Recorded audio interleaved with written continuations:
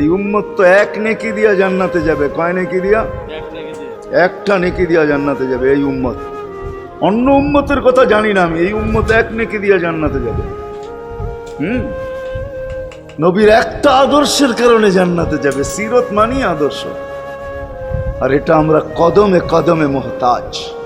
কেননা এই ছোট জীবনটা যদি গ্রহণযোগ্যতা পর্যন্ত পৌঁছাইতে হয় আল্লাহর কাছে, চাই নারী হই, চাই যুবক হই, চাই বৃদ্ধ হই, যেই মানুষই হই না কেন, যেখানেরই হই না কেন, যেই বাসারই হই না কেন, যেই বর্ণেরই হই না কেন, যেই পেশারই হই না কেন, যেই সোসাইটিরই হই না কেন, এই জীবনটাকে যদি গ্রহণযোগ্যতা পর্যন্ত পৌঁছাইতে হয় কার কাছে? দুনিয়াওয়ালাদের কাছে না, মালিকের কাছে, যিনি এক ফোঁটা পানির থেকে অস্তিত্ব দিয়েছেন, যার কাছে আবার আমাদেরকে ফিরা যেতে হবে। পালানের কোনো সুযোগ নাই। এই জন্যই কোরআন আমাদেরকে বোঝায় আইনাল মাফার। আল্লাহ বলতেছে কোথায় ভাগবে তুমি, বলো কোথায় ভাগবে? কবির কথাই সত্য, যদিও নাকি পালাও তুমি আকাশেতে লাগিয়ে সিঁড়ি, সিঁড়ি লাগাও যদি আকাশে চলে যাও, তো আল্লাহ বলে তোমার পাগার কোনো সুযোগ নাই। কেননা ইল্লা বিসুলতান, ওইখানেও আমার রাজত্ব, এইখানেও আমার রাজত্ব, ডাইনো আমার রাজত্ব, বামে আগে পিছে উপরে নিচে সর্বত্র আমার রাজত্ব। আমার রাজত্বের বাহিরে যাওয়ার ক্ষমতা তোমাদের নাই।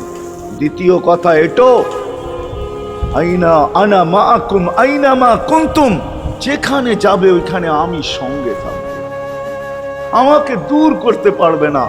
যদি করো তাহলে তুমি থাকবে না, তোমার অস্তিত্বই থাকবে না। কেন আমাদের ভিতরে আল্লাহ নাই বটে, কিন্তু আল্লাহর একটা পাওয়ার আছে যেটাকে রূহ বলে।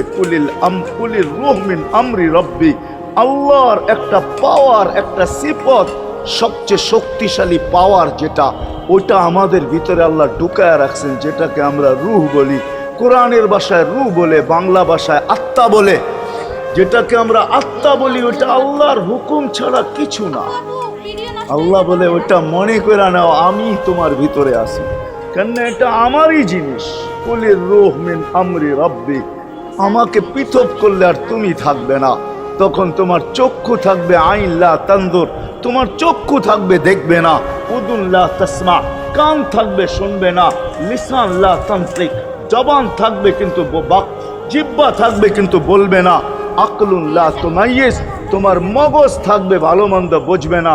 কলব লা তাতাফাক্কার, দিল থাকবে কিন্তু চিন্তা